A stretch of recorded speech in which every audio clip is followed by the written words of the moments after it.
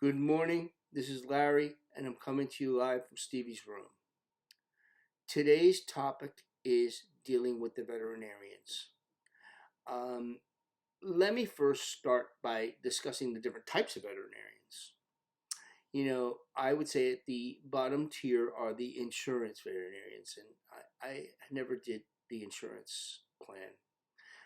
They take in more money than they give out. Once they have your money, they pretty much are going to do the bare minimum. Um, I prefer pay as you go. The next step up from there is low cost veterinarians. They're usually a sole practitioner. They work Monday through Friday, 9 to 5, maybe a Saturday too. They have Sunday off. There's no one there at night to attend to the animals, and there's no one there to attend to the animals. And, it's not a hospital setting. The next step up from there is a hospital setting. You have a rotating shift of doctors, and you do have, veterinary staff. They have an occasional specialist come in, but generally speaking, it's better than a lower cost vet because you have 24 hours. But what I find with those places is you're being handed off from doctor to doctor, and when something goes wrong, you really don't have anyone to pin this on. Like, you know, um, and then from there, you have specialist hospitals. Hospitals comprised entirely of specialists, surgeons, critical care specialists, cancer specialists, orthopedic specialists. Those are the most high cost, and those are the ones that I tend to gravitate towards because they are the ones that have saved lives and have quality care staff. And there are different levels with those. First, let me start out by saying behind the door of every single one of these places, it's a business. They are in this to make money, and they are going to make money. They may be a caring person. Oh my God, Kuka. Kuka, please go down. They they're there to make money. And some of them are incentivized. So if you get some intern at one of these specialist centers, they're going to want to make a name for themselves. And the next thing you know, they're going to hit you with a larger bill. The biggest complaint that I have are unnecessary diagnostics. Walk in armed, but not argumentative, to be prepared to say, I would like only essential diagnostics to start. For instance, if you're taking an x-ray and it's not necessarily part of even the problem, there's no need to send that to a radiologist for another $300. Um, you can decline certain diagnostics and then reinstate them if you wish. They make you sign a form. Don't be afraid to sign the form that you declined it. Um, Medical doctors are even worse. They hate when you question them. Question them. Mind you, that bill, when they come up to you and say, this is the payment plan, read every line on that bill. Request a rescue rate. They'll say, but you're not a rescue. Well, for today, please make me one. Give me what you would give a rescue. Help me. I can't really afford this. I want to save the life of the animal. You want to retain my business. I don't want to have to go to another veterinarian and shop elsewhere. I'm here. The animal's here. Let's save it together. Appeal to them. And not every doctor is the same. You need to find the doctor in that practice that has compassion for you. Because you walk in there and you have some intern that's trying to make a name for themselves, the next thing you know, they're going to want to hit you with every little unnecessary kit and caboodle all the way down the line because they are incentivized. They're told if they can bring more money in, that that they give them promises on their end internally.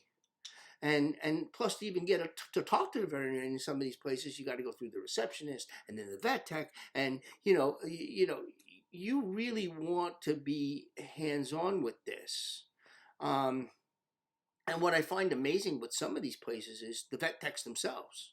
There are some that have really skilled vet techs. Those are the best ones because those are the people that are going to be taking care of your animal when you're not there. when they're not there, when the main doctor is not there. There'll be a doctor there, but they hand it off to another doctor. But the first doctor is the one that calls the shots, the one who diagnoses and sees the doctor. They're going to write out the plan for that animal. That's the guy you want, or woman. With surgeons and orthopedics, you need to learn the good surgeons. You need to learn, like I have two in Miami. You want to learn the orthopedics. I want two really outstanding orthopedic surgeons. Um, uh, there's another third, but I think he moved, I think, to Chicago. An amazing surgeon. Like you learn who really have the skill. And when you know that person really has the skill, then you know that you're paying for somebody that really can save the life. When you look at the reviews, they are either "Thank you, doctor, you saved the life of my animal," or "I went in there, got hit with a $12,000 bill. That's a 1-star review, and my animal died." That bill is carefully crafted. And there are people that have paid an enormous amount of money to end up with a dead animal a day or two later.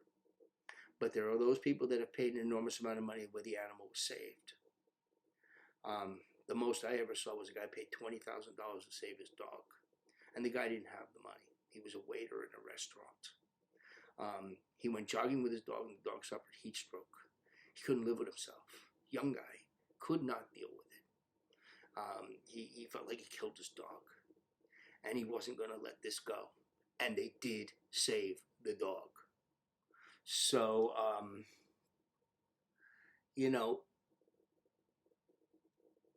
but, he may not have put a stopgap on this somewhere. Like, you have to try to do something to hedge this. They make it easy for you. They say sign up for Care Credit. That means that you take a loan. They get paid, and now you have a debt. I never did that. I pay to play. I go in there and I say, okay, you want 5,000? How's 3,500? Can we make this fly for 3,500? And then you usually hit a number somewhere in between. It's like buying a freaking car. I mean, I'm not kidding you. But you're playing with your animal's welfare, but they're playing with their profit. And they've got what you need, and you got what they want. So, use that to your advantage and to the advantage of your animal. And there are times that you feel like you're juggling. You're juggling. You know you need them, but they're not the only one. You can take that animal back in that carrier and take it right up the block, unless it's in a triage type. That's another thing. There's one place in this town that you walk in and they hit you with $800 before you walk in the door. Triage. What do you mean triage? This isn't life or death. This cat is sick, but no, I want to wait until the veterinarian comes in. No triage. Now, what if you really are in a triage? They can waive that. They can waive some of it. They like to make it sound like they're dropping everything with all hands on deck, and they do. But that doesn't mean you got to pay $800 for them to do it for 10 minutes. Don't play into their hand. Play your own hand. You're the one who's got the money. They work for you. Please, for the sake of your animal, and don't back yourself into a corner where you're faced with, I can't do this. Maybe I should end it for my animal. Put it to. I hate the words "put to sleep." I used it in my euthanasia in case everybody doesn't know what euthanasia means. Bottom line is, they're killing it. Okay, and if it is an end of suffering, if it really is that final moment, that's one thing. But and it's suffering, and there's no recourse, and there's nothing. That's different than because the bill is too expensive. And where it could have been renegotiated and could have been saved, and there's no going back. So I'm trying to give you the skills after years of doing this, how to play this game. And it is a game. Like I said, it's like buying a car. It's actually easier to buy a car. At least you don't have this much at stake. With an animal, you got everything. But it's the same type. It's a business. Treat it that way. But don't be argumentative. Be diplomatic. Argumentative always works against the animal. Diplomacy always works towards a win-win. They get what they want. You get what you want. Take a couple of deep breaths in between. Try your best. Make yourself learn about yourself. To hold back from saying something that your animal loses. Okay, so, I want you to win. I want your animal to win. And good luck. Be safe. Be well. By the way, you can always try to ask a question on one of these posts, or any way that you can. If you give me a question, I'll be glad to answer it as best I can. Thanks for listening. Have a good day.